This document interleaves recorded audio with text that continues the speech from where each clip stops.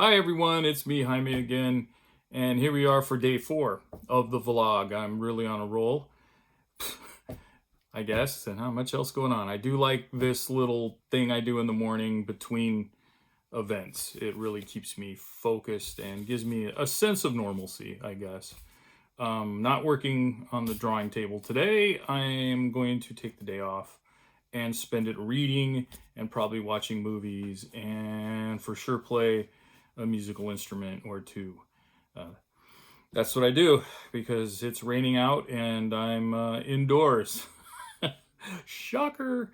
So this is the kind of thing I do. If the rain does subside, though, I do plan on at least jumping on my bike and rolling out to the post office to see if any money's in there. And at the very least, I can let the moth out so it can breathe. The books I'm planning on reading, I'm going to probably finish this one today. It's There. I spoke of this one in an earlier vlog by local Oakland writer Tommy Orange. I really like it. Getting the perspectives on other Native Americans and how we're all pretty much in the same boat, being from the res, being from urban environments, whatever. It's an excellent book. I highly recommend it to anyone. Also, I recommend this anthology, Tales from La Vida, and I'm in it. I'm very honored and proud to be in it because there's a gajillion great cartoonists in there. I mean, they're great, and some are personal friends too. It's really wonderful. Professor Frederick Luis Alama is the one who edited it and put it all together. Fetty's awesome, so we thank you again, Fetty. So you can probably find this on Amazon or at most places, but I would look at Amazon first and see if it's on there. And it's really it's a wonderful book. It's got all sorts of cool stuff in it, in spite of me being it. And another book I'm reading, this one I'm only about a quarter of the way through, but I hope to finish the next week or so, is George Herman, A Life Black and White, called Crazy.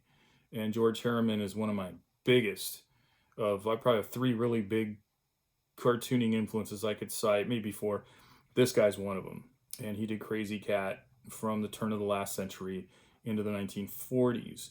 And oh man, going to the Billy Ireland Cartoon Museum out at Ohio State University and seeing his work up close is just awe-inspiring.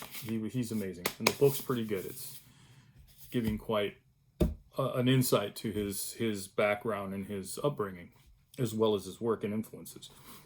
And then finally, I'm going to watch some movies, at least one. I've seen this movie before, years ago, but I finally have, years, like at least 15 years ago, but I now have it on DVD, and that's Genghis Blues. And it's about Paul Pena, who used to be, he's no longer with us. Paul was a San Francisco musician. I was acquainted with him. I met him a few times. Very nice man. And I was shocked when I saw the movie, on, I don't know, it was on some IFC or something years ago. And I go, oh, I know that guy. And anyway, it talks about him discovering on shortwave radio Tuvan throat singing. Paul was blind and couldn't see. So he did a lot of shortwave radio, and he was really into sound. Clearly, he's a musician and a singer and songwriter and so forth. He was also known for doing the hit Big Jet Airliner that Steve Miller covered and made an enormous hit. Paul wrote that. And it's a wonderful story about how they get the funds and go somewhere outside of Mongolia and go to Tuvan throat singing and folk festival and contest they hold, like I think they said every 4 years. Anyway, I'm going to be excited to revisit this, so I highly recommend this. If you find it, get it.